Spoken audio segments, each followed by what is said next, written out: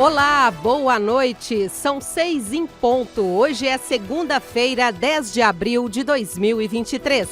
Eu sou Sandra Pedrosa.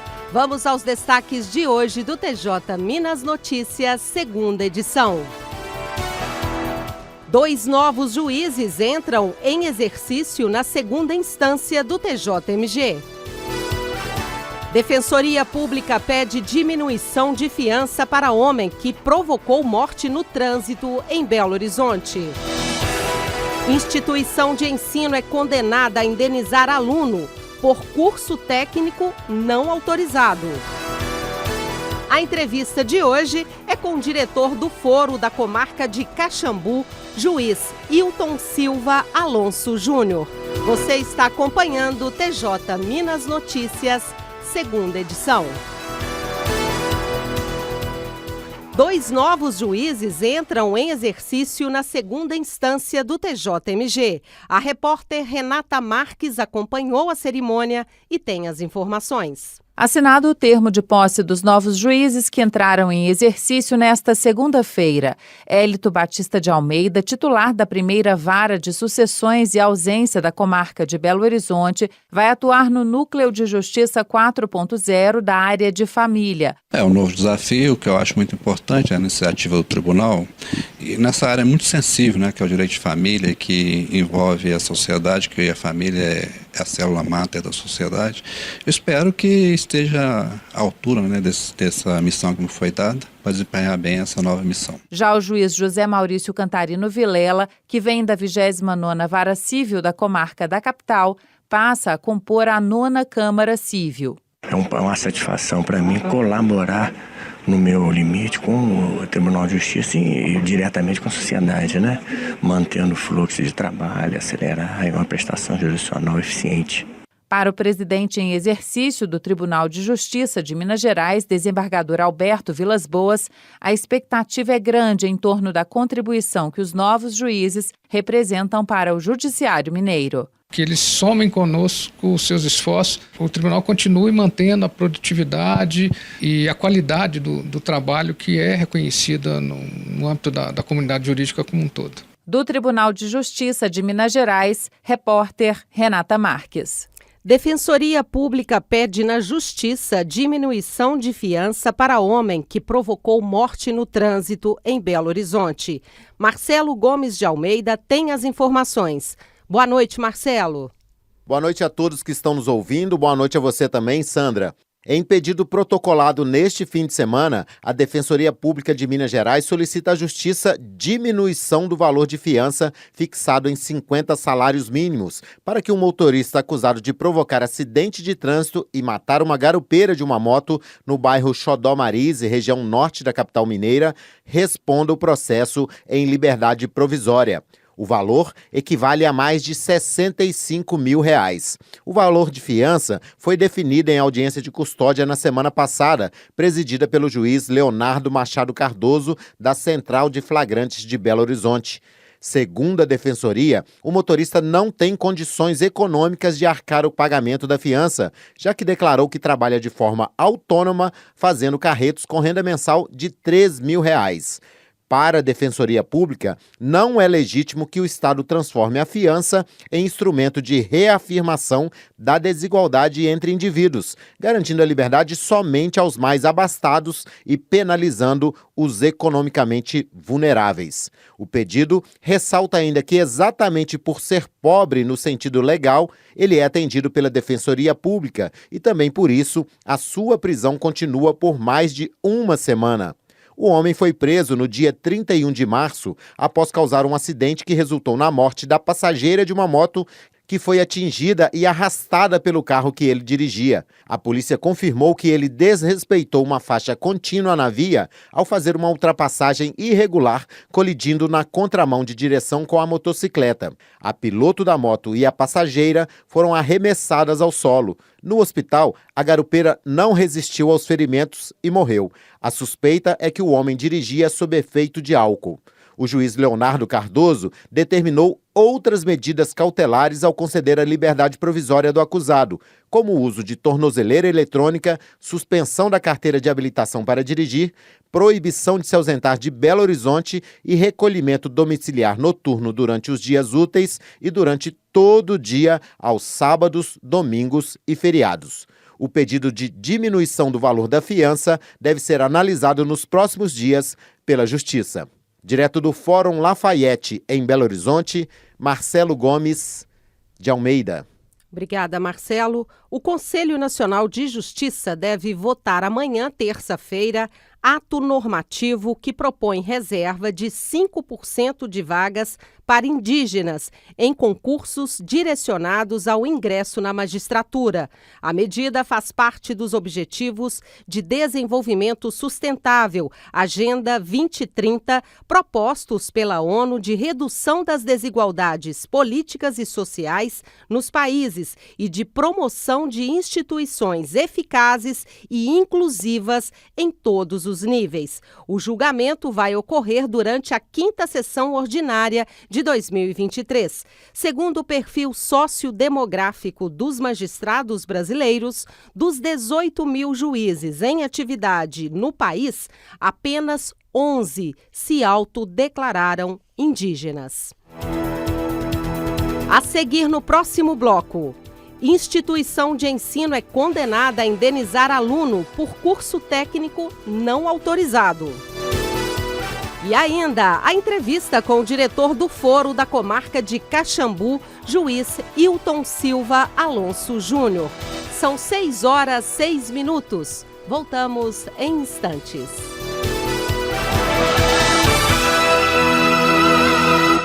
Instituição de ensino é condenada a indenizar aluno por curso técnico não autorizado. Marcelo Della Libera.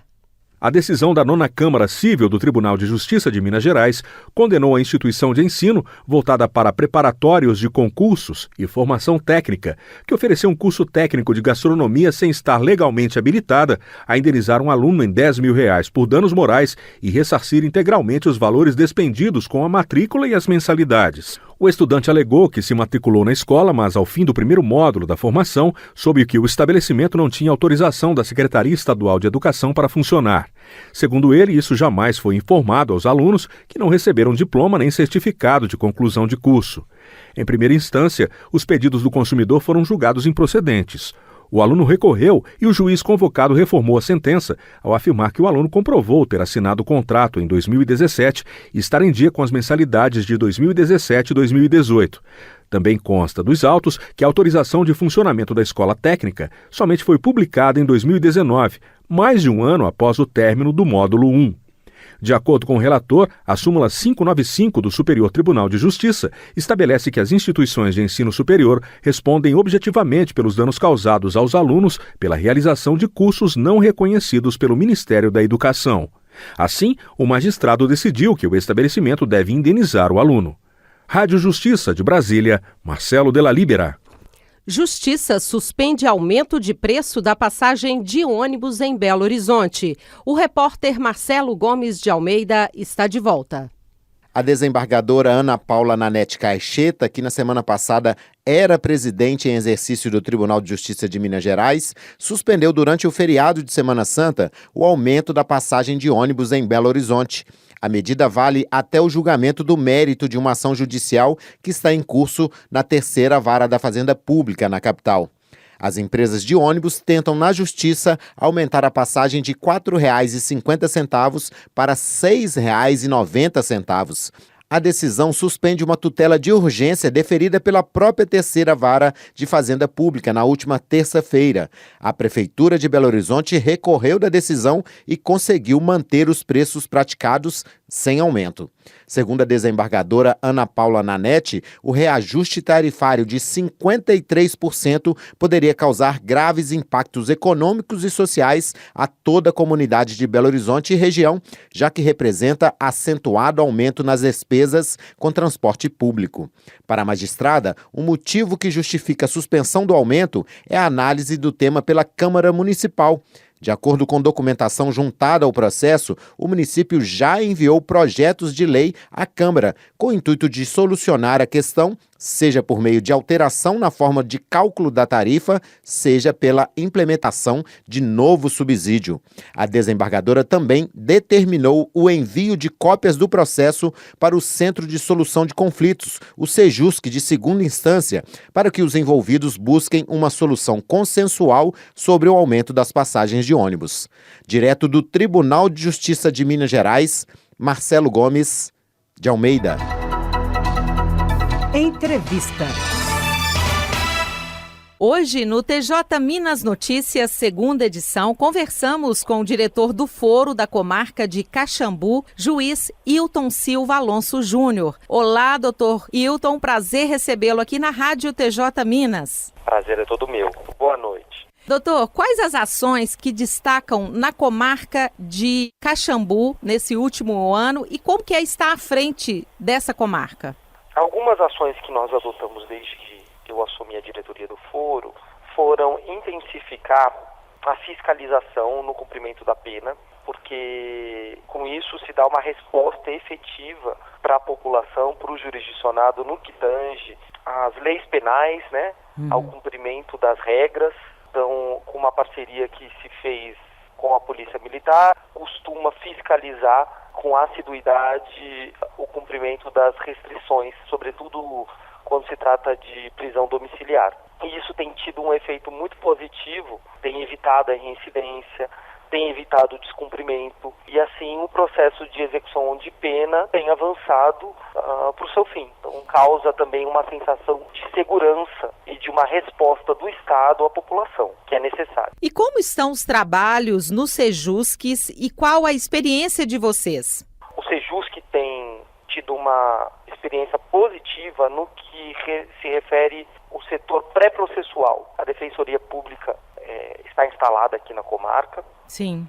E se utiliza disso, sobretudo nas ações de família, ações de alimentos, divórcio consensual. Então, se evita o aforamento de ações, diminuindo aí a distribuição e dando celeridade e rapidez aí uma resposta para o jurisdicionado. A comarca de Caxambu é uma cidade aí turística também, né? Vocês atendem só Caxambu ou outras comunidades da região, outros municípios? A comarca de Caxambu tem atuação apenas no município do território, né, de Caxambu. Mas aqui existem, tal como em outras comarcas, eu já passei por algumas, e tem as suas especificidades. Aqui existe uma população flutuante grande. Apesar de ser um município de 22 mil habitantes, tem um número expressivo de condomínios, tem em determinadas datas festivas um fluxo de pessoas maior. Então nós vemos isso se refletindo na composição do acervo processual, na composição do que é distribuído em termos de demanda ao judiciário. E quais as expectativas, né, do senhor em relação a esse ano para a comarca de Caxambu? Sandra, a expectativa, o que nós temos feito e nós temos trabalhado para isso é a redução do acervo.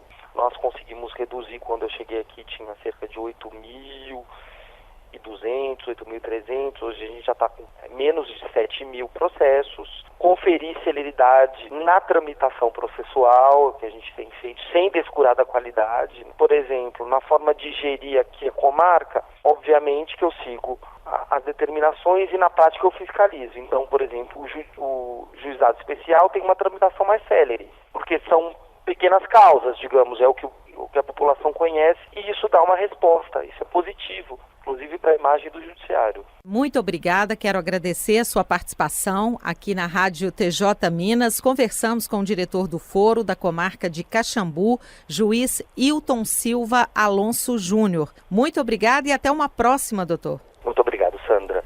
Até a próxima. Grande abraço.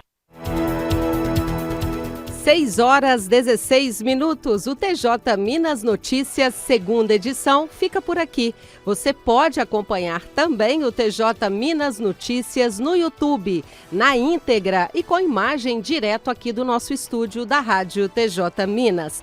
Acesse tjmg.jus.br. Lá no final da página há links de acesso à TV TJ Minas e à Rádio TJ Minas. Siga o tribunal no Instagram, @TJMGOficial. E continue acompanhando a Rádio TJ Minas. Uma ótima noite e até amanhã.